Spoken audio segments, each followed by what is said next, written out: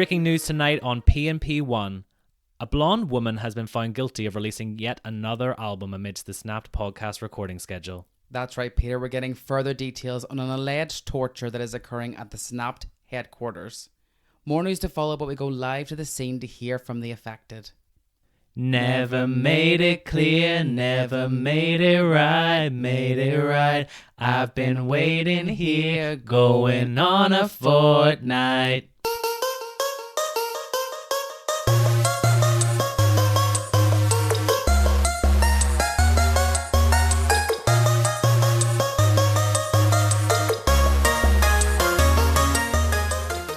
Hello everyone and welcome to this emergency Snapped departmental meeting. As usual, we are your hosts. I'm Pete. And I'm Paul. And we are back for your dissection of music's greatest hits, hidden gems and cultural resets with Taylor Swift's brand new album, The Tortured Poets Department. I'm shaking. We're all shaking at Snapped headquarters. I cannot believe... Well, first of all, we're trapped inside. Yeah, and we're singing to keep our spirits up. Absolutely. I mean, what a bop that was to start off this episode. I mean, we finally made it to release day. The Torture Poets Department, which we will now be shortening to Torture Poets for the rest of this episode. Oh, thank God. That's a mouthful, girl. That is Lana Del Rey levels of long-ass album titles. This is the 11th studio album by quite literally the biggest musician in the world right now. It released today on the date of recording on the 19th of April, 2024 via Republic Records. Taylor wrote the album with her recurrent producers Jack Antonoff and Aaron Dessner. One snake. No. We will get into a lot about Jack in this episode, I think, and how his involvement in Taylor's career is like great and not so great at times. But they've been working together since 1989 with Dessner coming in the Folklore days. Why is there a 36-year-old twink here? Stop. Oh my God. Did you see that picture of him like bent over that wasn't even him on Twitter? Oh, with his ass out, and then he posted it to his story. Yeah. Mm-hmm. So we're in a new era. Eras Tour Who. Eras Tour the remix, the re-up. Literally, the Lover House was burnt to the ground and she said, I've got more. This is the Lover Garage? The Lover Psych Ward. Cellar? I don't know. Yeah. So this whole era came about February 4th, 2024. Swift won the Grammy Award for Best Pop Vocal Album and Album of the Year for Midnights. In her acceptance speech for the former, she announced a new studio album that she had created since 2022 titled The Tortured Poets Department. Set for release on April 19th, 2024, we were ready. I know everybody was waiting for Rep Taylor's version. We were all thinking she was going to announce it. Yeah, specifically you. Yeah. The first episode of this podcast, if the loyal listeners will remember. And I really thought we were getting the announcement of that. I thought that would be really cute. And then she's like, oh, my brand new album, Tortured Poets Department. What? Girl, wrap it up. Yeah.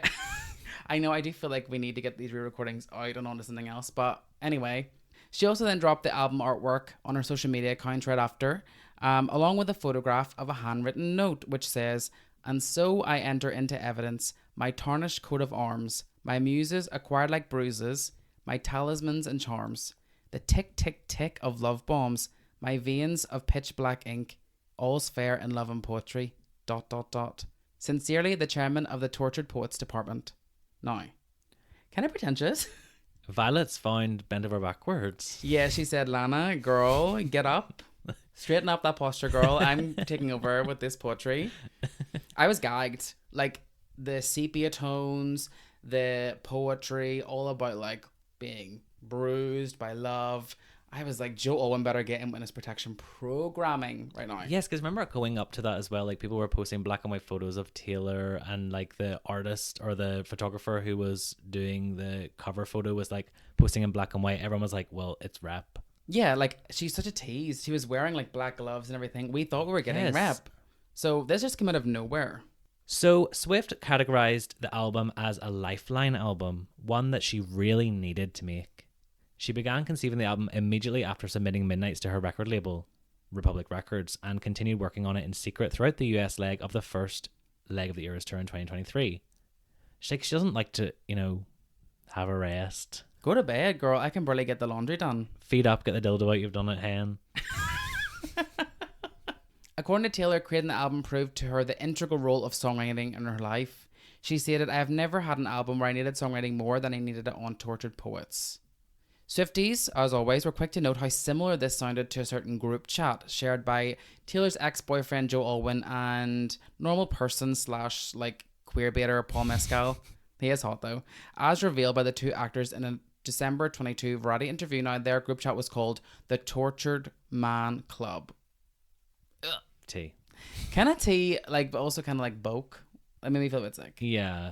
And also, like, because they're both starring in Sally Rooney shows. Well, starring is a strong word for what happened with Conversation with Friends. Yeah. But you know what I mean? Acting for sure in those. So I do love the way she took the word tortured from that and then really put it in to be like, I know what this is about. Well, yes. We thought we knew. And everyone knows, even if like a syllable sounds similar to something from like 2009, people are like, oh my God, do you not get the reference? Yeah. They're not afraid to reference or not reference, which she actually does always references. So Billie Eilish, Get Down. Oh my God. Taylor is literally throwing plastic in the oceans. The tortoises are choking. Billie is riding Shamu into the green future with her however many versions that she has, but there are 4 physical versions of the album. That's probably not even true at this point. Yeah, well, there are 4 like editions, so like there are 4 types of albums you can get, but like yeah, the vinyl can be clear, for example, with the manuscript one. Olivia Rodrigo, Get Down as well. She's already down. Suddenly there's loads more tickets for her concert, but anyway, move along. Well, anyway, I have nothing to say on that. So each version of the album is titled and contains a bonus track, which are the manuscript, the bolter, the albatross, and the black dog.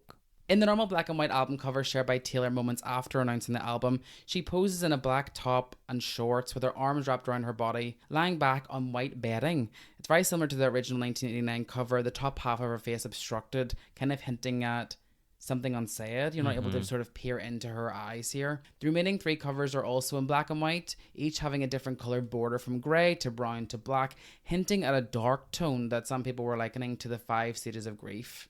See, she could say all that and then 30 seconds later someone on Grindr will be recreating the photo in black and white as their Grindr photo. I have seen, literally, I'm not joking, probably like 10 today. Has anyone ever done a thoughty photo to You're Losing Me?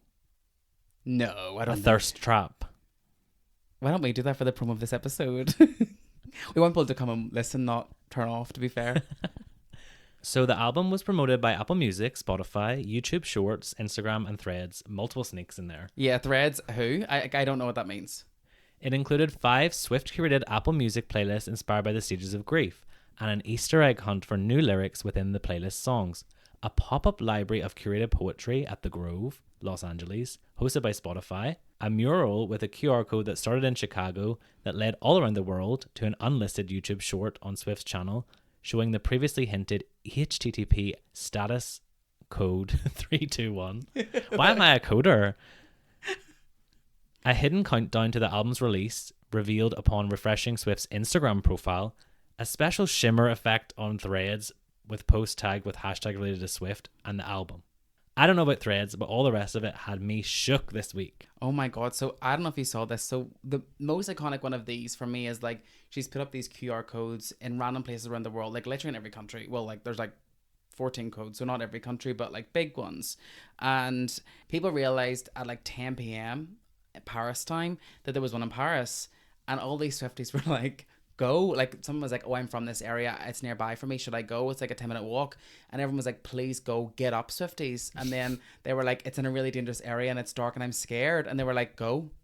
And they made this person go. What do you do if it's completely pitch black and you're like trying to laser light your phones together to get the light up to get a QR code to get one letter? I don't even know. Like by this point we already knew that it said for a fortnight as well. So like if they had got stabbed, it would be for nothing. We knew the code. But people are willing to do anything for Miss Tay-Tay. It's giving very much supervillain giving coordinates to be like, go here, you're going to die. Well, it's much better than when Katy Perry tried to do this with the little disco balls. And she was like, come to this coordinate and then you can listen to Chain to the Rhythm with like a dirty earphone that was in everybody's ears. And she's just standing there by herself. No one wants to listen.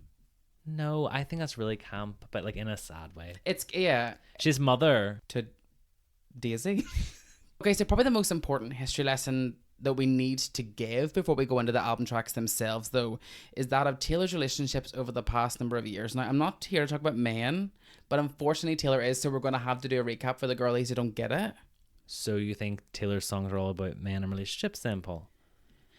Listen, at the Poets Department, I call this Torture Poets Society. It's very hard to keep up. Wow, fake fan. At the Torture Poets Department, there's a lot of men, so we got to get up to speed really quick. So, flashback to November 2014, yet not a typo, 2014. Taylor Swift is seen wearing a 1975 tour tee and gives Slimeball Matty / Ratty Healy her number. They've kind of been subject to romantic gossip for nearly a decade in this time. Fans thought there was something going on between the two when Taylor was spotted at the 1975 show in Los Angeles, and then Matty returned the favour and hit the stage in 1989 tea and confirmed that Swift did indeed give him her phone number. Now, this is just months before she met longtime boyfriend Joe Alwyn. I know Tumblr was going fucking feral that week. I know, I missed all this 1975 craze. If I was around at that time, I think Matty Healy would have been like, I would have had like a tattoo of the logo, like the little thing on my arm. Oh, no. Yeah, maybe I was saved. This is such a wild crossover event for me, with my sister's favourite band being 1975 and my partner's favourite being Taylor, so... We're at war right now. We're at war. You got bad blood? Yeah. Okay, so let's flash forward. November 29th, 2022. Matty Healy says the 1975 collaborated on Midnights. So, while they might not have dated in the 2010s, the two clearly stayed in touch over the years. Matty Healy shared that he and his bandmates had teamed up with Swift for her 10th studio album, Midnights, but the songs they worked on remain in the revered Taylor Swift vault. Now, I don't know if the vault and the bin are the same thing, but... No, I do think it would have been good, but I think it's for the best now that song never saw the light of day. So he said, we actually worked a bit on that, but then the version of it never came out. It was for reasons that are not to be criticized. She's amazing. She said, "Hi, Diva. I'm just not feeling this one." And then only 2 weeks later, Matty then posts a photo of himself and Phoebe Bridgers kissing with Bo Burnham in the background, which he captioned saying Gay Poets Society. Now, at this point, I'm like, okay, that's a red flag. Yes, it's giving clues. Yeah, so we're getting tortured from Joe's group chat. We're getting Poets, sort of society department, etc. from Matty. It's giving receipts and reasons. It's giving a Venn diagram of men, which normally is good. So next on the timeline, the 1975 fans got the thrill of a lifetime when Swift sauntered on stage at the band's January 12th show in London to perform their song The City, not EP version, and her song Antihero on an acoustic guitar. I would have been gagged. I wouldn't have been there in the first place, but I'd be gagged if I were there. So flash forward again to Another Straight Man in April 2023. Now, in the breakup heard around the world, Taylor Swift and her partner of 6 years, actor in inverted commas Joe Alwyn, parted ways in the spring of 2023. To this day, neither party has officially acknowledged the breakup, nor has Joe really done anything since. But the sources say the split was amicable and not dramatic. And quite quickly, shortly thereafter, rumours about Swift and Healy began to swirl. Now, the internet was set ablaze this day. I was like, what? No. Yeah, it was too quick. It was just very quick. Actually, just 2 days after the breakup was reported between Swift and Alwyn, People ran an in-depth story featuring intel from multiple sources about what led to their final split. A source explained that Taylor and Alwyn had issues before. They've had rough patches, always worked things out, so friends thought they would take some time apart but eventually come back together. However, ultimately they were not the right fit for one another. And on songs like The Great War from Midnights, we got hints that there were some trouble in paradise for Taylor and Joe, but they were able to work past it. Kind of interesting to know now that that was not successful. Yes, and insert the clown music for our interpretation of what Midnights was about, because in our episode we were like, oh, they're so in love. Oh, we were like, they're getting married. Yeah. Like, oh my goodness. They're having a baby. Oh, no. Oh, also they weren't getting married because, like, she really says in Midnights she doesn't really need to be married. She, like, I don't need to be your bride. I just want to be with you. Well, she just wants to hear about the pebble in his pocket. So I think one of the biggest things about this is, you know, Joe got to know Taylor when she was in a retreat after the 2016 summer and then the coronavirus pandemic when they were all shut down. They had so much in common and fell in love in this safe bubble while she was retreating from the world during Reputation. But he didn't really know her life outside of that bubble. And then obviously the Eras tour starts and she's the biggest person in the whole world. So if Joe wanted to throw a bomb, Taylor was going to throw a nuke. You want to throw a Swift released Midnight's vault track You're Losing Me, the first song believed to be about the end of Swift's relationship with Alwyn. The bridge in particular paints a devastating portrait of what may have happened privately between them, with Swift calling out Alwyn's lack of a proposal. He didn't get down on one knee, girl. And then in the same month, The Sun, a British publication, Famous for their accurate reporting. yes, and true and honest, they claimed that Swift and Healy were planning to go public with their relationship during the Eras tour stop in Nashville. Though that didn't exactly come to fruition, a source told the publication that the two are madly in love. Again, a grain of salt in The Sun. Right, but then only 2 days later on May 5th, Taylor mouths a very cryptic message to somebody whilst on stage in Nashville. Now, I can't get the image of this burned out of my brain. In the same week, Taylor and Matty were both seen mouthing the exact same message to the camera. During one of the Nashville shows, Taylor turns to the camera and says, "This is about you. You know who you are. I love you." How could you do this to me? Question mark. Like, everyone was trying to scramble to find who else in the audience it could be about. Yeah, literally, like, it could be about children, it could be about, like, old men, but it wouldn't be about this rat. And exactly 1 month later, on the 5th of June, they break up. That was Swift. Oh? On June 5th, TMZ reported that Matty and Taylor had broken up. A friend close to the situation, who I think is Blake Lively, in my, like, imagination of it, because I just see her running around like she's so hot, revealed that Taylor was single again, but did not share any details as to what caused the split. Swift had faced severe public backlash for this rumoured fling with Healy, especially in the aftermath of her collaboration and live performances with rapper Ice Spice in late May, whom Healy notoriously co-signed racist remarks about. And he came for Rina Sleviyama, so burn in hell. This hell was not better with you, No, dude. no, Get no, out of no. it. TMZ notes that Healy and Swift, who have been seen out and about together frequently over this past month, have not been seen in public together since May 25th, when they were out on a dinner date. Was that really the end of this story? I think it was. Like, we didn't really hear anything else about it during this, like, hot girl summer of Taylor's. It was so much in such a short amount of time, and then it was like, anyways. There was that meme of, like, Swifties have lived 8 different lives in the last month, and it was so true. Like, every week I was just like, no, Taylor, please stop. Just be single for like 5 minutes. Yes, we wanted to like sit in our tears of You're Losing Me for a bit. Like, let's all mourn it together, but no. No, I feel like at the time I didn't know she'd passed history with Matty, so it seemed completely out of left field. I do understand a bit more that they had been engaging, well, not engaging, but interacting a lot more throughout. But Matty very recently kind of realized that Taylor was coming at him. Because on the 8th of February 2024, Matty goes on a mid-show rant. The people speculate is about Taylor / tortured poets. Do not come for me. Trust me, you know who I'm talking to. Honestly, you know who you are. I am as mental as I sleep. I have the receipts. Don't fuck with me. Trust me. What in the Heather gay is going on here? No. Receipts?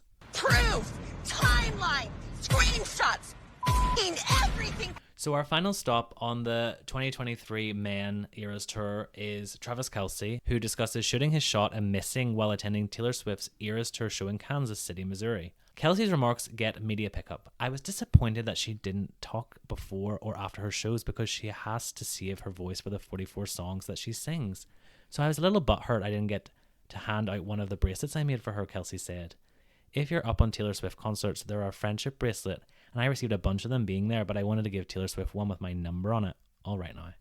That's so hot. That's smooth. That is so smooth. We kind of are in our Kelce era. Like, I kind of really love Travis for her. Get the glitter pens out. Get the glitter pens out. I'm so glad he made it to the game. Don't come near me if the score for the other team is more than you. Win the f***ing ring, Travis. But yes, that's enough history for you Swifties and non-Swifties. Time to get into the masterpiece. We're going to go track by track, giving our thoughts, giving our theories. So it's time to dim the lights, start the music, and let the floor show begin. Track number 1, Fortnight, featuring Post Malone. Well, unfortunately for us, they didn't make it clear or make it right because the TikTok version of Fortnite did not come to fruition when we hit play. It's like the best AI song I've ever heard in my life. Like, I need to hear the full version of it. Well, regardless, what a good start to the album. I love this song, the lead single from this album. Mm-hmm. And I just think it's such an effective beginning. I think it tells the story so effectively. Like, this song for me is about, you know, it starts off with the lyrics talking about how she was going to be taken away, which goes back to Hits Different, right? Like, their whole lyric around and Hits Different. Did they come to take me away? She was in the insane asylum. We got a lot of visuals that are like bright white, sort of her going mad after the breakup with Joe. And then she kind of finds this new love, new romance that doesn't last very long, but she touched them only for a fortnight. And this to me is about the dalliance with Matty Healy. Yes, and you can tell even from the start of the song that it's not that she has fully processed what's happened with Joe yet. To me, I feel like the start is talking about the kind of shadow that's over her from not really knowing what the right thing to do is. Like, do you move on? Do you mourn it? I feel like this song is completely set in almost like an idyllic, like Desperate Housewives, White Picket Fence universe where, you know, she's talking about someone who has a wife. And I feel like it is very much her being annoyed that she had imagined that life for herself when she was not happy. Yeah, you're specifically talking about the lyrics, now you're my backyard, turned into good neighbors, your wife waters flowers, I want to kill her, which is a tongue-in-cheek and camp, and I love when Taylor does that. Like, the satire on this album is really strong for me, and it begins here. And secondly, this is about, for me, you seeing your ex-partner giving their new partner the things they couldn't give to you, and how emotionally devastating that is. We know that Taylor wanted to be a wife. We've heard that in previous songs. We're going to hear it in more songs in this album. So for her to call someone else Joe's wife or her ex's wife is so gut-wrenching, because she's like, why was I not good enough? You know, even in You're Losing Me, which came out before this, she says, I wouldn't marry me either. Clearly she thinks she's the problem. Yeah. Oh my God, I just think that is so good. I love the theming of it. And she's throwing that energy into another relationship where she's getting some sort of feeling immediate gratification. Ooh, yeah. So it's like, let's do this. Totally, yeah. I love the theme of this. What do you think about the production? I love the almost pan Yeah, and I'm paying. sounds, you know, like Legend of Zelda Spirit tracks where you're blowing in your DS, like, Yeah. that's kind of cool. And then at the end, there's almost like synthy, like, bing, bing, bing. It's almost Stranger Things-esque. Not really, but I mean in the 80s vibe of it. It's very 80s. There's a lot of 80s kind of like chill, lo-fi, almost swaying vibe to it. It's like, I just think the whole thing, even the lyrics and the soundscape, is very like, she's in a polka dot dress and she's watering the flowers and Taylor's holding the hose like, fuck her. Yes, totally. And I feel like it is a bit like what you're like when you're in the insane asylum and you're replaying everything and you're thinking what's going to happen. It's so bright because it's not real. And I feel like that is the juxtaposition. Now, Post Malone is an online exclusive a little bit here. She snowed on the beach, him. Everyone's waiting for more Post Malone version. I've seen already people talking about it online. I think his introduction here is very effective. It's almost like the male presence in her life is so faded in the background, whether that be just for a fortnight or whatever it might be. And I feel like he adds a level of like, I don't know, his voice is kind of auto-tuned. I just really love it. I think the production is really cool over his voice, and he kind of sells it for me. One of my favorite lyrics of this whole album is probably I love you and it's ruining my life. I just think that is so effective. It just is like, it applies for both Joe and for Matty. It's just hurt by love. Yes, there's a little pin drop, a little secret at the end, Easter egg, a location we're going to go to later. Another feature. Florida. Track number 2, the title track, The Tortured Poets Department. I think we need to start with the elephant in the room. There's an elephant standing in the room, for sure. There's an ugly queer baiting man in the room, right? So let's just get into it. Okay, so in this song, the only thing I've seen about this album online really is the second verse, and where she says, you smoked then 8 7 bars of chocolate, we declared Charlie Puth should be a bigger artist. Now, first of all, it doesn't rhyme. No. Second of all, it's not a Taylor album until she ruins a good verse with a random XD random line. Yeah, for me, listen, everyone's saying that she's a really crap songwriter now because she's included this line, and it's like, okay, well, who doesn't have a cringe line in their discography? First of all, my biggest issue with this is that I wish she'd picked anyone else, because obviously Charlie Puth used to date her best friend, Selena Gomez, and he's talked pretty badly about her in a lot of interviews, so I just feel like it's a bit insensitive, but I'm not dwelling on it. It doesn't take me out of it. I don't really care that much. I think this song deserves to be talked about a lot more in terms of kind of a character assassination of Matty Healy and also herself. Yeah, she's kind of cringing at who she was. Right, yeah, and I think what I like about that verse is the specificity of it, in terms of this feels like a real conversation she's had with somebody. It feels like she has taken a memory and placed it in the song, and that makes it feel earnest, if not cringy. And But Taylor is cringy. Like, I don't get why people think that she is just writing soliloquies. Like, she's always been cringy. yeah, I mean, Folklore is probably her biggest songwriting achievement, and there's a lyric about if a tree fell in the forest and no one was there to tweet it, did it even happen? Like, so I mean, it's not all perfect, but the reference there to Chocolate, one of 1975's biggest songs being Chocolate. Yes, she's definitely pointing us here. She's pointing us with the tattoo. She's being like, this is not Joe, by the way. No, and I think what I like about it is, she's really saying who's going to love you and who's going to hold you like me, but that's because of his bad boy personality and his traits, but then also herself, because she's broken and damaged. Yeah, she's telling herself that someone else needs her because that's what she wants to hear back. You know what I mean? At Totally. that point in her relationship or her feelings, at that point, she's like, she clearly had a disconnect with Joe. So now she's like, oh my God, you really need me. Like I'm the best toucher. I'm the best holder. Like you need me. Like I need you. Exactly. And I think this is the part we need to pause and talk about this album being something else than what we thought it was going to be. We thought this album was going to be a takedown of Joe Alwyn. The Joe Alwyn was going to be left shaking and quaking. It's kind of not that. And these first two songs are the indication to me that they're not. Mm-hmm. And I think the prologue is actually the first indication. So Taylor always writes a prologue at the beginning of her albums in the booklet just to kind of set the scene and explain what it's about. And I think this is one of her best. And just taking snippets from it, she says, as you might all unfortunately recall, I have been struck with a case of a restricted humanity, which explains my plea here today of temporary insanity. She said she was out of the oven and into the microwave, out of the slammer and into a tidal wave. How gallant to save the empress from her gilded tower, swinging a sword he could barely lift, but loneliness struck at the fateful hour. Low-hanging fruit on his wine-stained lips, he never even scratched the surface of me, none of them did. A smirk creeped onto this poet's face, because it's the worst men that I write the best. And so I enter into evidence my tarnished coat of arms, my muses acquired like bruises. And at this point I realised the entire point of this album is her explaining her erratic behaviour last summer. Yeah. And this song is sort of, as you say, the title track, the summation of all of that. Yeah, she's like looking at herself and being like, oh, I get it. Like, I get why I was being like that now that I've processed why I was being like that.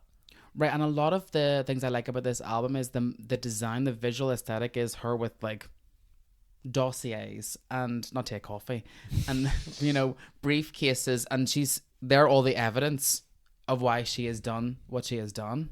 I think that's really cool. And it's not like, oh, I did this because all these men made me this way. She's also been like, and also me. Yeah, there's accountability here. And about the production of this song, I like it. It's 80s to me again. The start is very Janet Jackson nasty. Mm-hmm. But again, it's very like, it mellows into like lo-fi kind of like, she's kind of painting us this picture of her and Matty just chilling together. Right, Maroon vibes for me. Yeah, it's definitely like a supercut of Us. Like you're just seeing different, like the date where he is giving her the exact thing that she always wanted, which is giving very Brooks energy, where he's like researched her and knows exactly what buttons to push to make her fall in love quicker and more efficiently with him. She's like She always wanted a ring. He's pulling the ring and putting it like, oh, I'll put it on your finger, the right finger, because he knows how to manipulate her already. Right, and then she says it. That's the closest I've come to my heart exploding. She it worked, you know? Yes, because she set out what she wanted. Joe wouldn't or couldn't, could have, would have, should have Right. done it, but he didn't, and that's fine for him. But now it's being used against her. It's kind of sad. Yeah, and I think we're going to get back into this soon because the themes keep on coming. Yeah. Track number 3, My Boy Only Breaks His Favorite Toys. Song of the year. Song of the year, song of the album. This one, gagged. We were gagged. We were like, I couldn't breathe. I was gasping. So yeah, for context, on the first listen, we listened together. I cried excessively at song 1, again at song 2, and I cried joy at this one because I felt like it was so euphoric. The way the production goes, it's like there's so many emotions in this. The first 2 feel more muted and contemplative. This one feels kind of pissed. Yes, and when it's like the very first line, it's like, oh, here we go again, and it's like the song starts. Yeah, it starts like, slow, and then you're like, oh, another slow song. Yeah, we're not getting 3 chill songs in a row. We're getting arguably our first fully Joe song. Totally to me. And I know probably by the time this comes out, it's confirmed that actually it was 100% Matty. But to me personally, I'm feeling Joe for this one. Yeah, and I don't want this to devolve into like, oh, well, this is this song about this person, but the parasociality of this album for me is hard to get away from because she's crafted them to be her tortured poets. I mean, the prologue, like I read out, it's specific. It's someone that came along. But yeah, I think for me, this whole image of her just being like someone that can be set up, pulled, played with, put back down again gives me Joe, where like he didn't really want to go out in public with her. She was kind of on his schedule, on his rules, from what we see, obviously. Yeah. And I mean, I'm a Swift fan, so I'm going to go with that. But I love the lyric.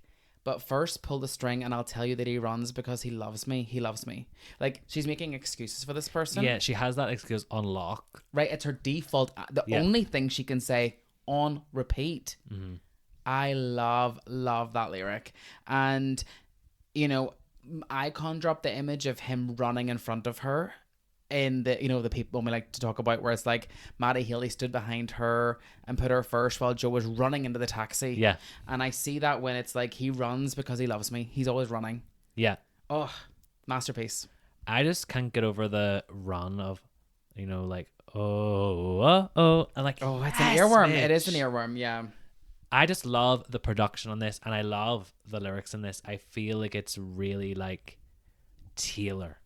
Yeah, this gives me like not exactly reputation, but kind of that vibe. She's kind of angry. She's kind of like telling you how it is. I mean, I even love when she says the tone at which she says some of these things. She says, because it fit to write puzzle pieces in the dead of night. Like, this made too much sense.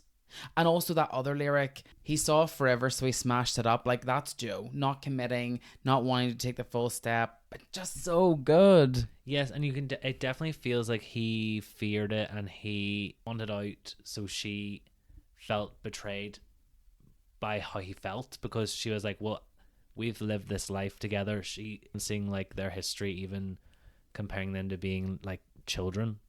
In the sandbox. It's like, I gave you such a big chunk of my life, and like she knows that she would go back to him because it is that kind of like not first love, but like the first proper like long-term relationship, especially with her getting as big as she was in the public eye. Even then, compared to now, it's tenfold. But I just love the imagery of her saying that he stole her tortured heart and left all these broken parts. It's like you're just left to rebuild yourself because you gave so much to someone else, and then they're just away living their life. Yeah, and then it ends with, and told me I'm better off, but I'm not.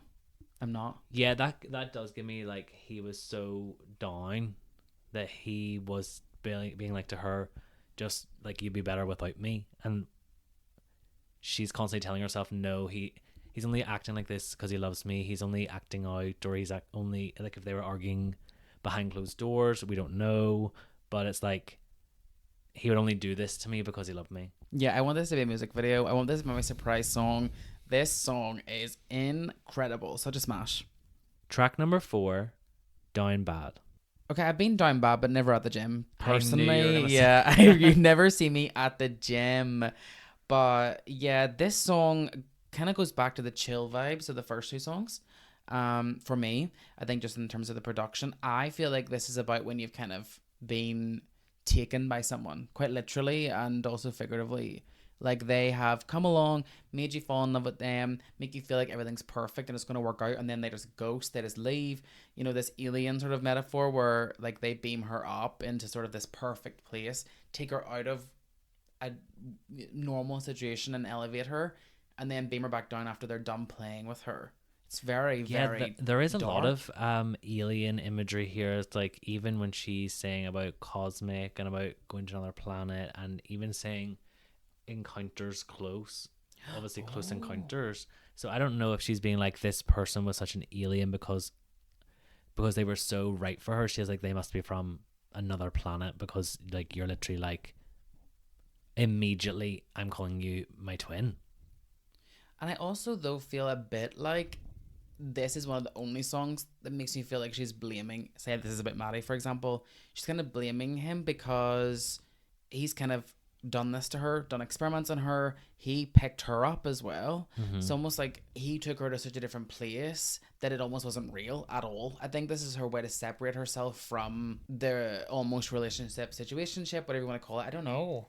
It's definitely giving me like, you're lying on your bed being like, stop checking your phone. You know what I mean? Like you're like so Yeah. enthralled by someone, but you're so aware that it's embarrassing. You're like, you're trying not to bring them up to people because you just want to talk about them all the time. It's like, why am I being so cringy? Like, why am I not just being cool and just letting this happen naturally? Like that kind of vibe. That's why I think the alien imagery is like you said, it's like I can be someone else in another place when I'm with you, and then I have to go back to real life world. Like the gym is like, oh, I'm back in the rut of my like normal life, and all I can think about is this amazing. It's like the companion Doctor I was Who. literally I was waiting for a break to say this because I knew you were going there, because Yeah. I agree with you completely. Yeah, Yeah, it is. It's like when you're watching Doctor Who and the companion has to go back to their boring life. Clara's making her Christmas dinner for her family, you know, or Amy's going to get married to Rory, the boring person. It's like, oh, actually, I can do more. I can be more. I can see more. And I think Matty showed her a way of being bigger. You know, they could have done all this music together, and now none of it's going to happen because she doesn't get to be with him. Track number 5, The Scary. Track number 5. So Long, London. hands up if you're waiting for her to say London boy. Me. For the first time ever, me, because I don't love that other London Boy song. No, we don't love a London boy, but we do love saying so long London. Bye. What a brutal song. But it's not even brutal in like cutting way. It's more like just bleeding out, trying to get almost like resolution or reprieve from such an immense feeling that you had, and you're just sort of trying to let go. Like you're moving away. You're saying goodbye to all the places you used to go together. Because it's hard not to attribute a place with a person. So it's not like she's never going to be back in London. But I just think this does live up to the track 5 emotion of a track 5. Right. I mean, arguably Joe's 4th track 5 Yeah. at this point. We had Delicate, which, you know, oh my God, I could cry thinking about it. Like, you know, Joe's first track 5 being Delicate, all about how she really fell in love with him and how precious it was and how it was so fragile. And to think it was fragile at the end here I've got goosebumps thinking about it. Chronologically for me, this is probably the first song in the album, if you know what I mean, story wise. I think, like you say, it's not the most cutting, brutal song about Joe, but there are glimpses of it in there in certain lyrics when she talks about, like, he said that she abandoned the ship, but she was going down with it. Like, and I think we see that on songs like My Boy Breaks His Favorite Toys. You know, she was going to stay. She was willing to be played with again. And then he just one day decided to move away. The lyrics pulled him in tighter each time he was drifting away. My spine split from carrying us up the hill. Like, she's really being like, I tried. I think she's saying it to him as well. She's being like, I didn't just give up on you, or I didn't just get bored and go to someone else. She's like, I was really trying to make this work. Yeah, this is all directed at him. You're right. It's all Yeah. like focused on you, in inverted commas. And I really just think, like, you swore that you loved me. Where were the clues? I died on the altar waiting for the proof. Is it just continuing the theme of she wanted to be married, he couldn't commit to her, and he was down, and that feels like it was the undoing. Yeah, I just think, well, we could literally go through this like GCSE English for me. Yeah, and I do feel bad for Joe more than I thought, because even the lyrics, so how much sad did you think I had in me, kind of makes me feel bad for her. Because if you think back to Renegade, which probably no one's listened to, the big Red Machine song, it's all about Joe's depression, which is why he couldn't commit. And so I think when she says, how much sad do you think I have in me, I'm not sure if she means like how much of his sadness could she continue when, you know, he couldn't come to the Eras tour because he was too sad or he wasn't up to it that day. It's just like, how much could she put up with being second to this depression? And that's awful. Yes, It's and then sad. how much pressure was she putting on him that was making it worse? That then you only retrospectively think about yourself being selfish, because you don't. Your natural instinct isn't to be like, oh, I was wrong. Your natural instinct is to be like, can't believe he's doing this to me. Of course. And we all know some girls that are like, oh, he's not proposing to me. Like, and then I'm pressuring him and he's pulling away even more. And that seems like a classic case here where the more she talked about it, the more he pulled away. Yeah. I don't know what else to say on this song other than I think it's just haunting. From production to lyric to message, it's devastating. It's beautiful. I really like the imagery of the mist. It's almost like she's like on a boat, like sailing away, and it's like London is disappearing for her. She's holding the memories, but they feel different, they taste different because it's over. It's just gutting. For people who have gone through a breakup, I think the lyric, I stopped trying to make him laugh, stop trying to drill the safe. It's like at some point the person you're with, like the fun is gone. You're still together, but like you're not laughing. You can see them kind of putting their armor back up and like putting their feelings in a safe, and it's like you're still in the place you were, but you can tell they're gone, and you can scramble to fix it, but it's never gonna work. I don't know what to say. I'm numb. Like, this track 5 left me numb, and I need to pick me up. For sure. Track number 6, But Daddy I Love Him. I feel like the Swifties listened to this song and then did that Euphoria meme. Like, is this fucking Play About Us? Like, she gagged the Swifties on this track. First and foremost, is there a more Swiftie name than Sarah or Hannah?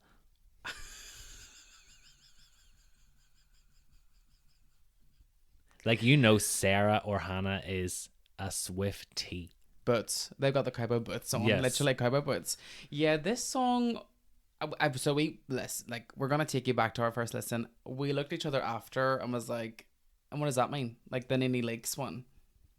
I was like, why are we in the old town honky tonk? Yeah, why the elders convening? I was crying. I couldn't even see past So Long London. Like, then this came on. I was like, girl, what? It was Dusty Ray Boot for me. Listen, I still haven't fully gravitated and enjoyed the production of this song. I do find myself sort of looking forward for the next song. But what I do like is the shade at the Swifties. I mean, she calls us vipers at one point. She says, and I think this really is what the song's about. I'll tell you something about my good name. It's mine alone to disgrace. I don't cater to all these vipers dressed in empath's clothing. She really is saying, don't comment on my relationships. Like, one of the biggest things that happened, you know, when she started to date, in inverted commas, Matty Healy, was everybody coming out and saying, Taylor, he's racist, homophobic, like all these things, problematic, do not support him, don't date him. There was this massive petition that the Swifties signed. And you know, she was sitting there being like, girl, what the fuck? I just gave you Midnights. And now you're going to treat me like this? Yeah, I almost feel like this song is like the angry younger sister to Dear Reader, where she's saying that she's on too high a horse for a simple girl to rise above it. Oh. And it's comparative to her saying you should find another guiding light. She sounds too bright. Yes, because she's kind of being like, I'm not worthy, really, in Dear Reader. She's being like, you're all looking up to me and I can't be this person. And now she's being like, why are you putting me on this? She's like annoyed now. She's like, why are you putting me on this high horse? Yeah, she's like, I already warned you. Don't take my advice. So Yeah. don't do as I do. So I'm gonna do something. Yeah. Like, if you mess up or fuck up in your personal life, you're not judged for it. But why is she being judged for it when she's just had a massive heartbreak? Like, I just don't get why the vitriol was so intense, and neither does she on this song. And you know, like for her to be like, oh, the Swifties are these elders convening in a town hall meeting to decide who she can and can't date. Like, what I do like about this song is the satire and the irony, and she's poking fun at us. And as But she she's should. angry. She's angry though in this song. She's had enough. It's blank spacey in a way where I'm like, she's making such a satirical point that it's coming from an actual place of annoyance. You know what I mean? It's full circle. Like, there's truth in all joking, and she's fucking pissed. Track number 7, Fresh Out the Slammer. Why was the pause when she sat on children so aggressive? There is only one thing worse than a rapist. Boom. A child. No. Is that what you take from this song? That was that impactful for you? She's like, sat on children, swings. It's like, why does she take a break there? Every time I listen, I'm like, she's sitting on a child. No, actually, my first takeaway was, I can't believe Taylor Swift wrote a song about the hit CBBC show The Slammer. You're too old to even know what I don't know is. what that means. Is it? No, I've learned what trapped is. Is it like that? Yeah, it's similar. Shout out to all the Saturday morning CBBC watchers in like 2006. Who? You can't watch CBBC when you're 9, can you? Maybe you can. I don't know. We had Dick and Dom back in my Oh. day. And that informed a lot of my future life choices. Anyways, so are we fresh at the Slammer? What do you think? Yes, so basically what I'm taking from this is she is in the end of the relationship with Joe, or however you want to say.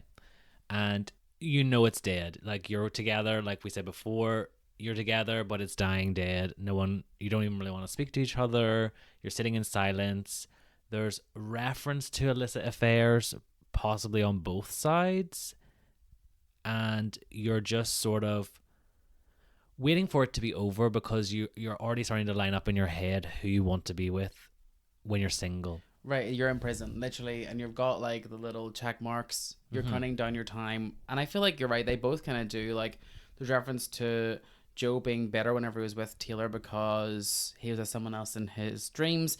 And then Taylor makes references to, you know, really knowing who the person she's going to run back to once she's out of this relationship. And for me, says about like swirling this person into her poems already. I feel like she's kind of had some thoughts about this person. We're going to get more into that in a few more songs' time. But yeah, this song, it goes by pretty quick for me. I think it's punchy. I think it's enjoyable. I love the cadence where it's like da da da da da da da da.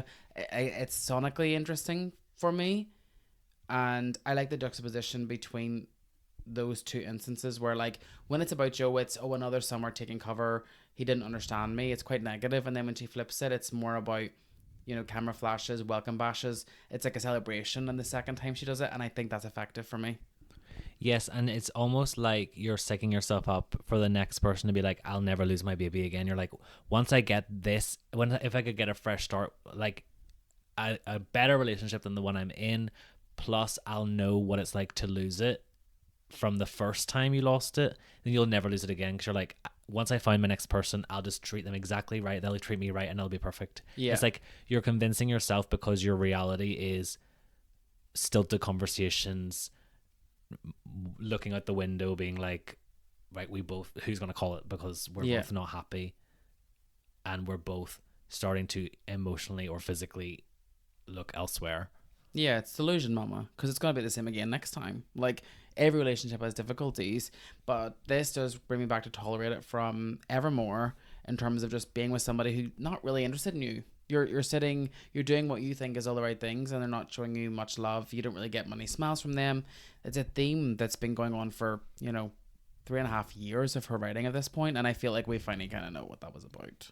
Yes, and I definitely get the vibe from what she described Midnight's being of, like, these conversations you have with yourself at midnight. I feel like this is it. It's like when you're lying in bed, you haven't even said night to each other, and you're being like, I'm ready for the next one because I know how I could make it right and make it last next time because it's already dead. Yeah.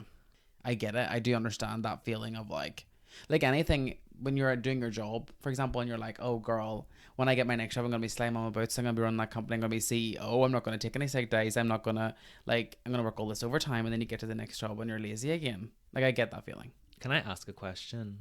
Yes. Do you think you can really be a Swiftie if you've never had heartbreak? I have had heartbreak. It's just heartbreak on hold. Heartbreak when like a KFC wrap goes. Don't be rude. No, that's really rude. No, every time a Taylor album comes out, Paul turns to me and is like, let's just break up for like 3 days. I think this one I need to break up for like a fortnight.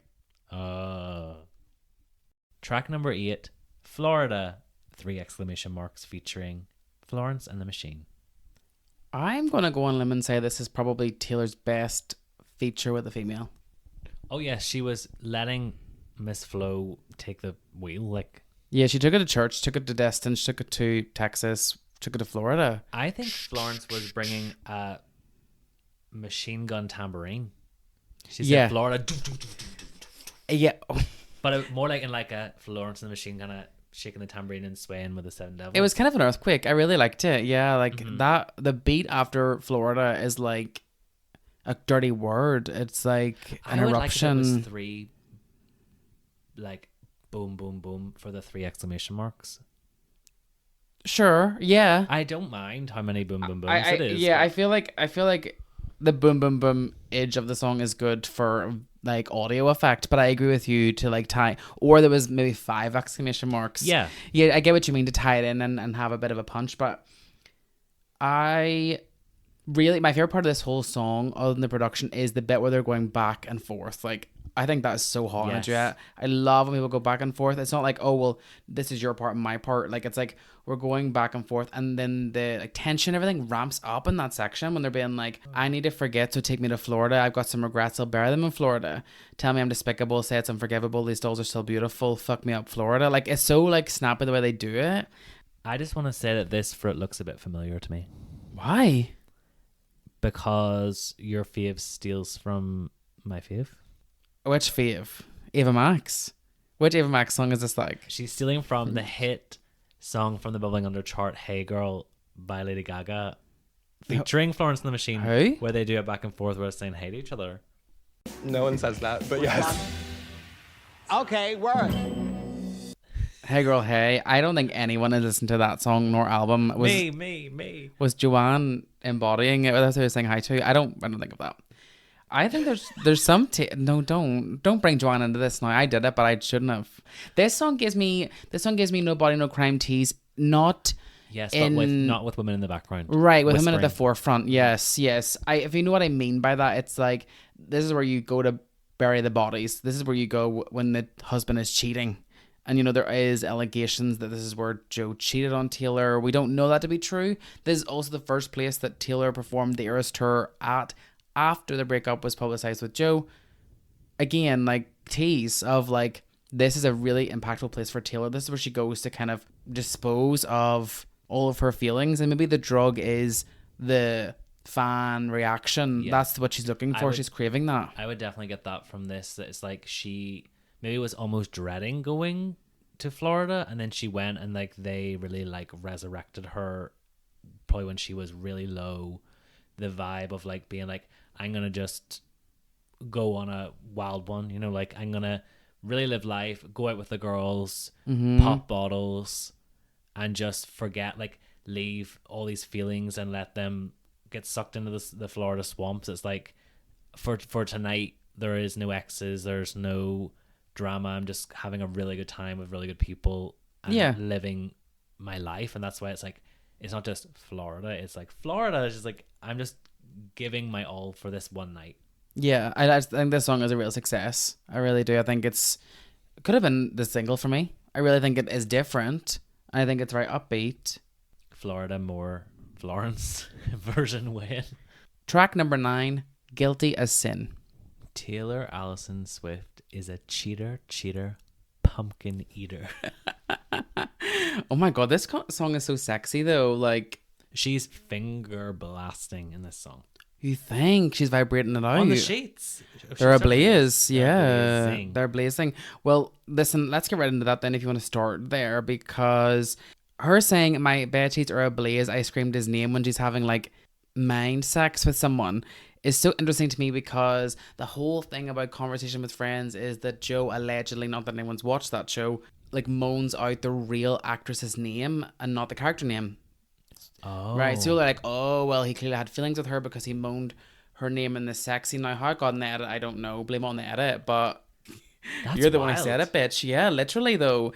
So I don't think this is a reference to that, but I'm getting that this is a reference where she's been like, oh, you're like moaning her name. I'm going to scream his name, bitch. Mm-hmm. Maybe. That's my reading of that.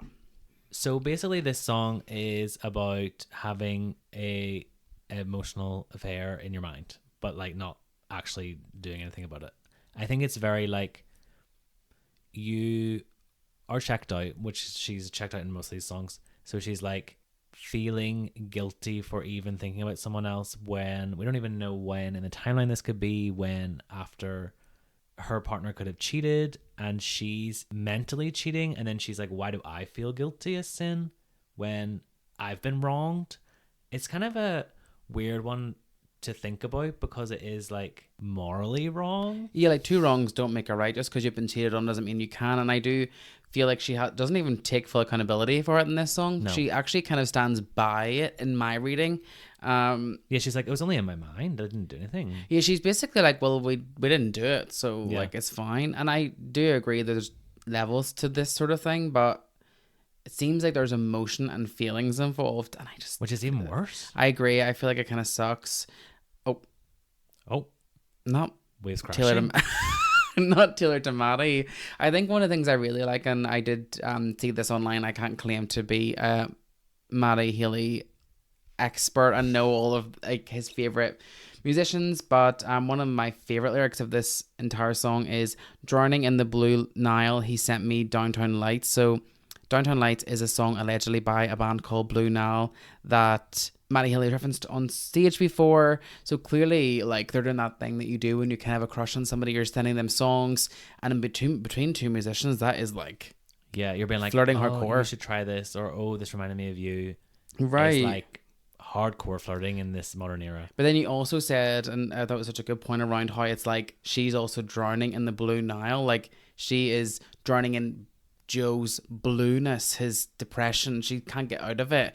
And then Matty throws in a lifeline with a song to pull her out for even like a minute. Like you say, checking your phone, that person's texted you, you feel a bit of like butterflies. Yeah. In your coochie, apparently. Coochie coo. So, yeah, I think this song is just, I really love this song. A lot of religious imagery that I find to be quite narcissistic from Taylor, to be honest. Talking about rolling the stone away, like, and she's going to be crucified anyway. Not Vicky Gumbelson entering the chat. So I'm being nailed to the cross like Jesus was, and he did nothing wrong. Yes, it's literally like if she's been put on this pedestal of being like a god or a goddess. Yeah. It's like, Steer reader again. yeah, very that. Track number 10, Who's Afraid of Little Old Me? Really interestingly, this is one of the two songs that Taylor wrote completely by herself for this album, and it is, for me, one of the most complicated in terms of the meaning. I don't think it screams literally what it means. Yeah. And I think it does involve a lot more interpretation, and to me, it is giving more to the story of Scooter Braun Trash. It's a trailer trash. Trailer trash. taking her masters and really like trying to silence her in that process as well. Yeah. And I get, you know, I think one of the most important imagery from this entire song is her leaping from the gallows and levitating down the street. Like, it does sound a bit silly, but I feel like her getting away from the gallows from her death sentence, like they tried to sort of take her down, take her possessions, very My Tears Ricochet. And this is her being like, I'm not going to be quiet. You can try and maim me as much as you can, but I'm going to scream and tell my story. And the re-recordings are that exact thing. Yeah, I'm definitely getting almost like Carrie visuals of like she's been pushed to a point where she cracks and then like her powers are coming out Right. Yeah, exactly. And like it says at the end, like she's like this way because she was either trained or chained up to be this way. Like she was sort of forced into this situation. The same with the circus life comment. It's like she didn't want to be this way. The same way as you said, Carrie didn't want to. She's put in the cupboard and really like minimized. And actually that's when you become the most strong, the most empowered to be yourself. And if it makes you look like a mad woman or anything else, that's your fault.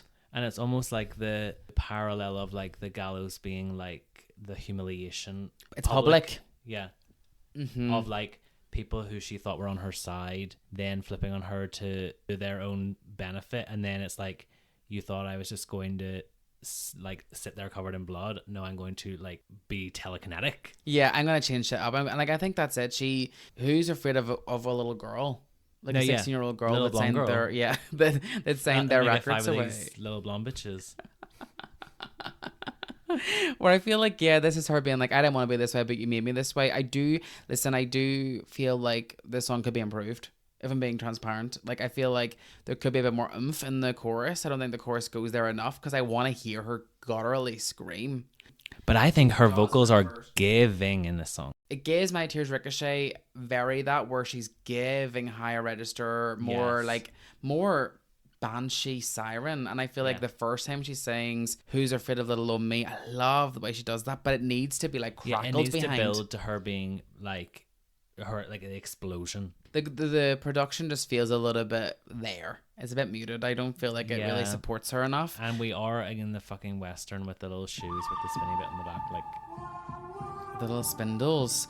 And I feel like I would have cut the whole sort of bridgy part around her living as an old crone in the house, like Scooby-Doo's coming to investigate all the cobwebs. It gives me a bit of anti-hero bridge vibes. Yeah, it's just like, she's kind of explaining like what the person, whoever it is, good or not, wanted her to just be like, be silent, be an old lady, and be covered in cobwebs. Shut up. No one cares what you think anymore. Yeah. No, he made the monster, and now he's paying for it. Like, on all the rope that he tried to put her on the gallows for, he's now tying around his own neck. Like, I do love a lot of the imagery of this, and the vocals are incredible. And I mean, I just feel like every album should have a Scooter song because they're all slap. Like, they all slap. Let's end men. She said 2 men have been ended. Bring on another one.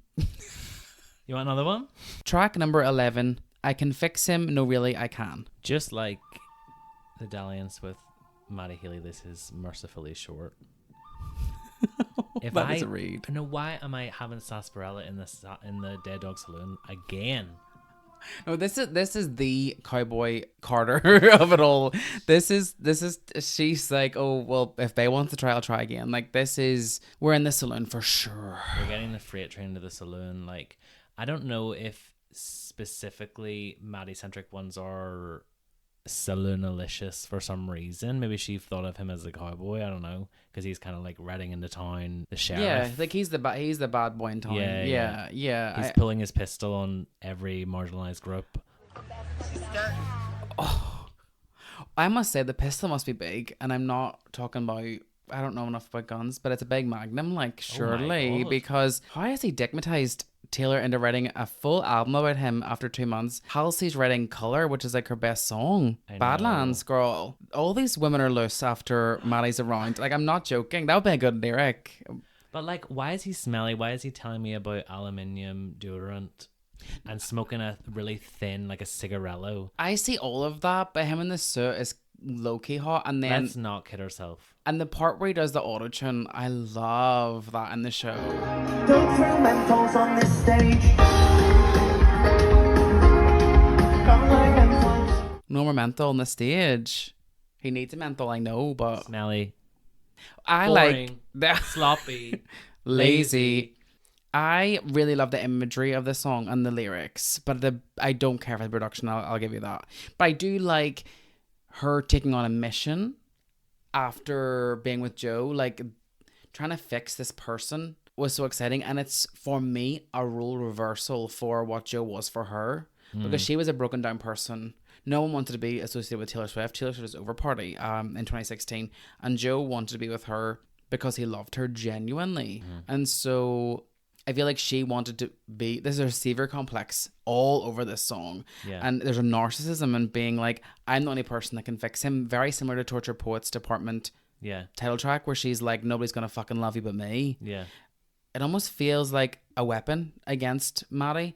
And then the last line where she flips it and she says, maybe I can't fix him. She's like being beaten a little bit. And there's something Yeah. about that that's kind of good. I don't know. Yeah, she needed humbled a wee bit in this era. Humbling. Yeah, there's a humble, she's a humble pie and she's eating it a little bit in this song. But she still tells the story. And I think there is accountability in being truthful into your reasons. Yeah. Track number 12, LOML. Imagine getting ghosted by Matty Healy. That's kind of cringe. And doing all this to then get ghosted. Doing all this after you got ghosted. That's even worse. Yeah, that is worse. This is like an ultimate troll to everybody, because when I read the track list, and I like listen, not stupid, I knew she was going to switch up what LOML stood for. She would have just told us. And a lot of people thought it was going to be Lost of My Letters because Joe was in that movie with the same title. Joe's not even featured on this album or this song. It's all about Matty Healy, and this one's kind of scathing. I feel like this one just sets up the storyline. Well, first of all, I want to say her vocals are haunting, production muted in a really perfect way. I feel like it's one of the true ballads that we get of this album. Not a chill song, but like a ballad.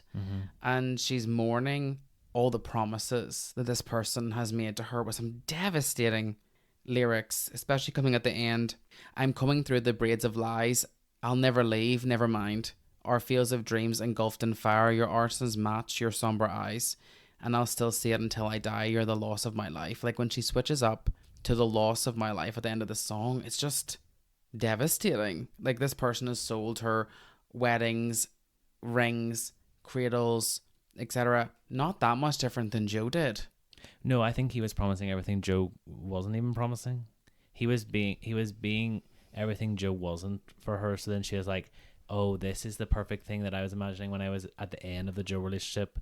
And I feel like it's a reference in the last lines that you were just reading there that she calls him a cinephile at some point, and then she talks about her Field of Dreams. Now, I don't know if you've seen the movie Field of Dreams. No. I don't really watch movies that are like from the 1920s. Oh. But the big line from Field of Dreams is, if you build it, they will come. So it's like she built this. Right. She built this world up that then it was going to be the perfect time, perfect person. She brought him into this thing that she created, and then he burnt it down instantly. What you were saying there is so true. The lyric in this song I really like too is, when your impressionist paintings of heaven turn out to be fake, so you took me to hell too. And that is so reminiscent of, he knew what to paint. She gave him the roadmap. I want to be married. Okay, well, I'll draw that then. And like, he sold her the story to her online, and then literally like went behind her back and then changed everything and sold her something false. She needed to be getting her little fucking, what do you call that? Going on IGN.com and looking up to see whether that person who comes to your Animal Crossing village is selling fake paintings. Crazy Red. He was here. Crazy Red was trying to sell the fake Mona Lisa. Uh-huh. Not Carly Rae Jepsen promo. She is definitely, I think, embarrassed that she let him in so much and fell for him so hard, but she is basically being like, you did this to me. Like, I'm not taking accountability here. You gagged me, but you really were underhand in how you gagged me. Yeah, like you love bombed me with all of this. You Love promised me bomb. everything, and that goes back to the prologue. You did all this to me. I'm explaining to you, the general public, why I even fucked around and I found out. Yes, because she really thought this is divine intervention. Like, he's come at the exact time, right? Like, painting this reality that then is going to be the rest of my summer, and I'm going to be on the Eras tour mouthing every night different things. And oh, thank God. Oh my God, I feel sick. I'm gonna be sick. Yeah, like, I don't want to live in that reality where that happened. Clearly she would have been happy, but I don't think it would have ended any differently, because men like that, fuck boys, know how to twist you around their finger, and then they get bored of you, so then you're gone. You say on the dotted line, like, you know, like, Matty Healy does not pretend to be anything other than what he is, and we gotta celebrate that, even if, you know, what that is extremely problematic. Yes, well, it's just like that classic thing. It's like they want to sell you, like, they tell you all the things that you want to hear, and then if you buy into that, then they're bored, because the thrill is the chase. Like, he wanted to chase her, but she was like, she just fell immediately. That's exactly the same as Down Bad, where like he beams her up and then he experiments on her and then drops her back down. Yeah. He plays with her like a toy again. Oh, I do feel for her. I definitely feel for her in these songs. Yes, but it's also like the clown nose she needs to take her own clown nose off. Yeah. Track number 13, I Can Do It With a Broken Heart. So the first thing that comes to mind for me is a callback to season 2, episode 1 of Snapped, Teenage Dream. And I think this would perfectly play over Katy Perry getting the text from Russell Brand that he's getting a divorce from her, and then 3 seconds later she's boom on the stage. Yeah. Like performing for everyone, having to immediately compartmentalize it almost in live time because the Coliseum wants you to perform now, and it doesn't matter. It's almost sad. It is sad. It's a sad song, but it's like there's like a sheen over it of like, oh, I'm literally a person made of broken parts, but then I need to put on the Eras Tour outfit. I need to stomp out there because everyone came to see me. I need to cameras bitch smile. Yeah, the satirical nature of the album isn't more evident than in this song for me. Like, it's so camp, so kitschy. It's like happy and sad at the same time, and it even like reflects her mood in the tone of the song.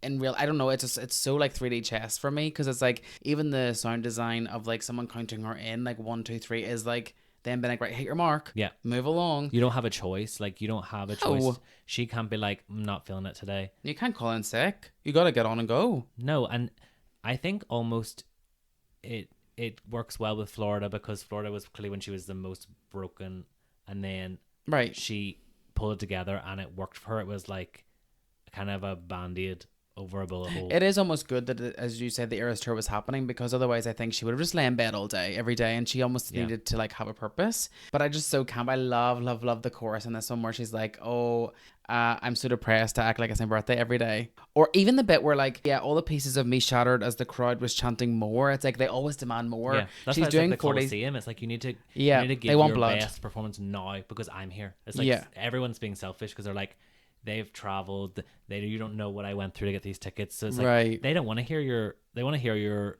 trauma months later in a song. Via song. But on that night, It's just fun. It's upbeat. I feel like it's one of the only upbeat songs yeah. on this album, and it's forced. And I think Yes. that tells a lot. And I but then I think that does work with the tonal theme. It's like the stages of grief. It's like you have to just accept it and move Yeah. on. Not move on. More Move just like, through, I think. yes, move through it. Like every time, like anytime anything sad happens in your life, everyone just says just distract yourself. Like you have to do something. You have to go to work. You have to work out. You have to do something, because if you just sit in it, it's like depression is a big cat lying on you that just wants you to lie there. Yeah, and it's almost like juxtaposing what Joe has done with his depression and kind of not let... She saw what happened to him and she doesn't want to be like that. She wants to try and push through it too. The bit at the end too where she's like, because I'm miserable but nobody knows. And it's like, girl, you can watch on TikTok all the time she did Lover in the month after her and Joe broke up, and she was phoning it Yeah. in. She says, love is dead. Yeah. Mama, love is dead. Track number 14, The Smallest Man Who Ever Lived. Contrary to popular belief of what I was saying earlier about how large Matty was, it seems like he's actually the smallest man who ever lived. Literally the tiniest. Tiniest wee Woody Woodpecker. Oh. I feel like we've obviously talked a lot about Matty, and I feel like that's warranted, and how important clearly this situationship was to her. But the fact that this is not the track 5 song and the only real Joe song is track 5 shows me where her real emotions are. Yeah. Because this song is cutting as fuck. This is where we get the Bush getting the whisper being like, oh, the album is about Matty Healy. Like, Right, yeah, like it tells you what you need to know. Like, this is the like Dear John of Matty Healy's relationship. Like, if you go with Taylor Swift, you're gonna get a You're Losing Me. If you're Joe, you're gonna get All Too Well. If you're Jake, Taylor Lautner's gonna get Back to December because he was actually kind of nice. You know, like you're gonna get a bad song written about you. This is the bad song. One of the bad songs to end all bad songs. she said druggy, she said small cock, she said no friends. Impotence, like Yeah. Oh, clock that. she really goes in, and I think she sets it up early at the start of this song, the reason why the relationship devolved, and this is the last song that's about him on this album. as well. So this is kind of like we've been teased the whole way through about like what could have happened that made it go so far awry.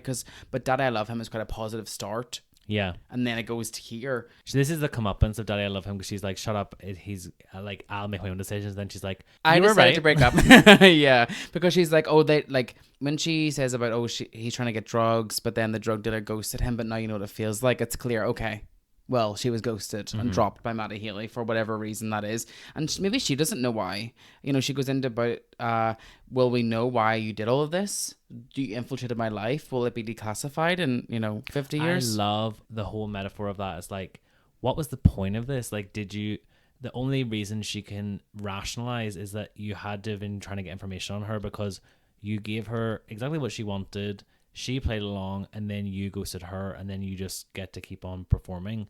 And I do really like the line, rusting my sparkling summer the goal. It's like, you picked the time where I was the most famous to just slide into my DMs, slide into my life, give me this big performance piece about how you're perfect, and Right. and even like that kind of like secondary school vibe of like, oh, I don't like normal girls, like you're different, like it's selling you the fantasy that you want. So Right. then your walls come down quicker, and her walls were already crumbled down from Joe. So it's like, Yeah. he got immediate access to that. You got to be in the press, you got to be in the limelight, which is what he wanted. And then he got bored or didn't get it quick enough and was like, bye.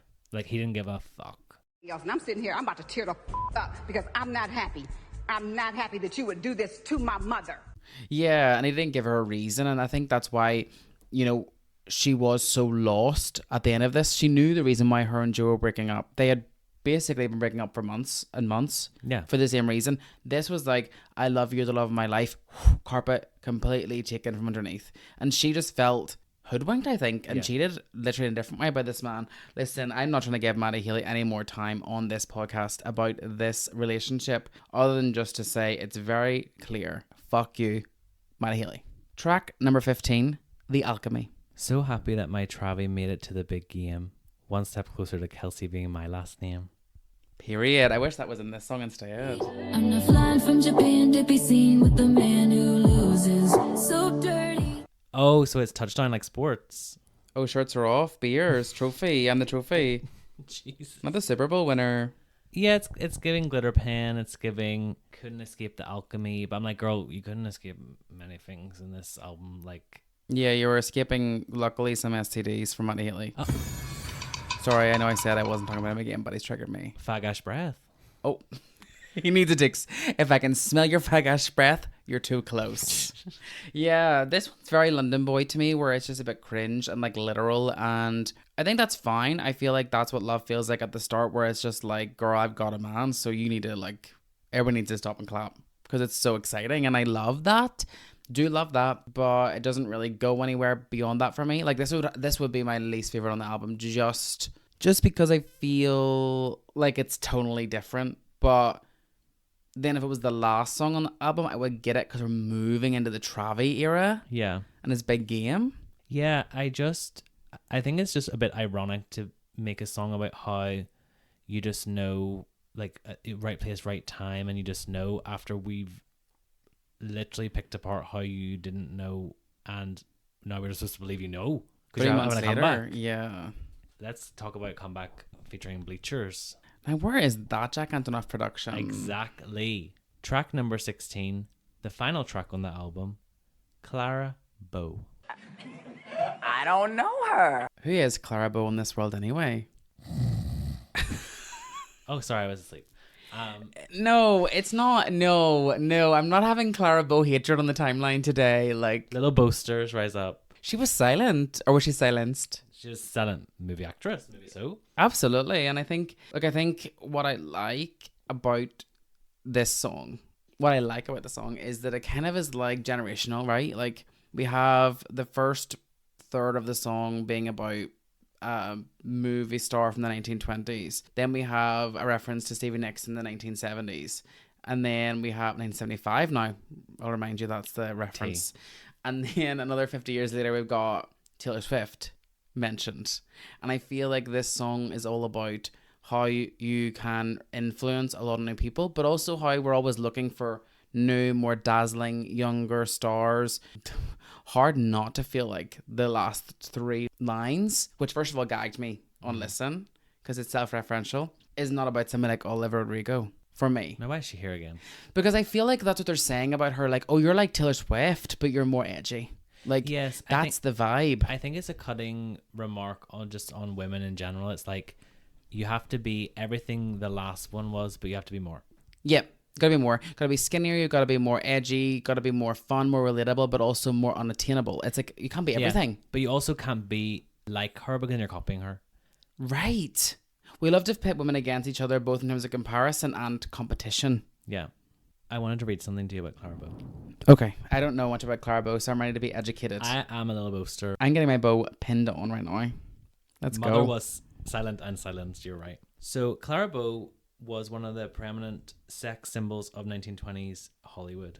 But Bow wasn't washed up because her box office slipped. She was washed up because her scandal-plagued life made her a liability. Now, that seems quite similar to Taylor. Right, okay. So I feel like we're getting a bit of Rebecca from Last Great American Dynasty here, where it's like somebody from the past has created such a scandal and Taylor looks up and relates to that. And I think she's looking at people like then Clara Bow, who's made such a scandal, to see, is that her legacy? Yes, and then also I would also submit to the records of the Torture Poets Torment these 2 quotes from her biography Running Wild, in which in 1933 she's quoted saying, "Marriage means the fulfillment of everything to me." That sounds like the bunk, I know, but I mean it, else I wouldn't say it. And then directly underneath, 7 years later after being married, the quote from her psychiatrist saying she has been exceedingly unhappy at her husband's ranch and sees nothing but hopelessness and ruin ahead of her. Okay, period. Period, Miss Clara Bow. Okay, I like the song more now. She's got such a specific viewpoint, and I feel like that is it. She feels like everything she ever wanted, she got, and then she felt like a prisoner. Because, I want to finish on this, I suppose. If Taylor was married to Joe, nothing would be different.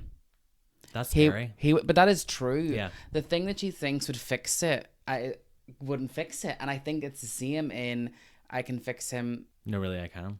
But really she can't, because even if she got married to him, he would still be depressed. That's not going to make him feel any better.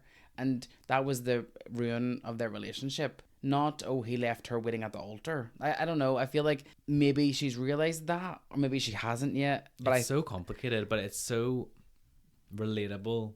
Yeah, it's so in real.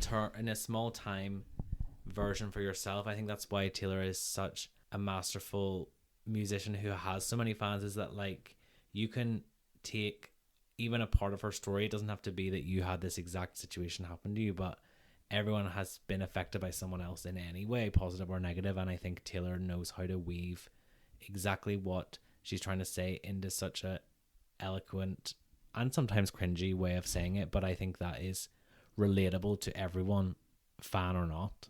And also for Clara Bow. What about Clara No? Clara Bow knows she better don't. Clara the House Down Bows.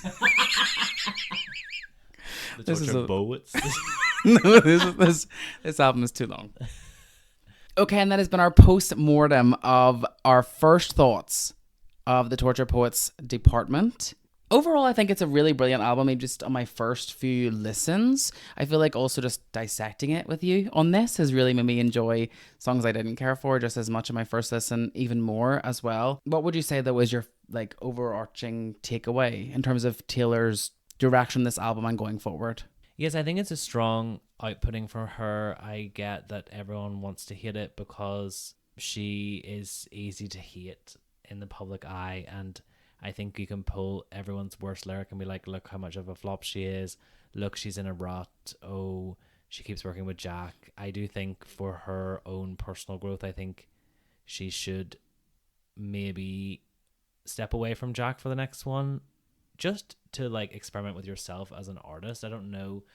Obviously, she's on tour for a million billion years, and maybe she wants to just relax, because you can't really have a lot of life experience when you're just doing the tour over and over again. Yeah, especially because it's gone on for so long and you can't really, like, she can't really see Travis or whoever she's with at the time. So it might be nice for her to have a bit of a break. I think it'll be really nice to end her, like, legacy with Jack after he's finished producing the last 2 re-records, because at that point he will have produced every one of her albums, every single one. Yeah, it's crazy. So that's enough. I feel like that's Yeah. enough. I think he needs now. I think we need to step away. I would like something a bit more rock inspired, to be honest, but we'll see. Like, I trust Mother, and I feel so thankful that we've got this album. Like, people are so greedy, and they're like, oh, this is mid. Girl, don't go listen to something else, because I really think there's a lot of love and a lot of passion and a lot of emotion in this album. Yes, I don't see a drop at all in quality, which people are saying is so evident that, oh, even Swifties are like,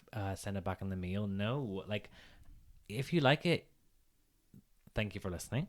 If you didn't like it, thank you for listening. I just think that, especially what we set out to do in this podcast is talk about things that we really enjoy. Like, I really only ever want to talk about albums that I care about, because I think connecting with other people through love of music is the best way to talk about music. Obviously, it's fun to poke fun at pop girlies flopping and selling $3 worth of albums, but at the end of the day, women's stories matter. They just matter. Yeah, we're in on the joke. We love Yeah. it. We love it. So we're only slagging off things that we truly love, and it's not like we're being like negative. Truly, 100%. And I just love talking about music, specifically with you. But and you're okay too.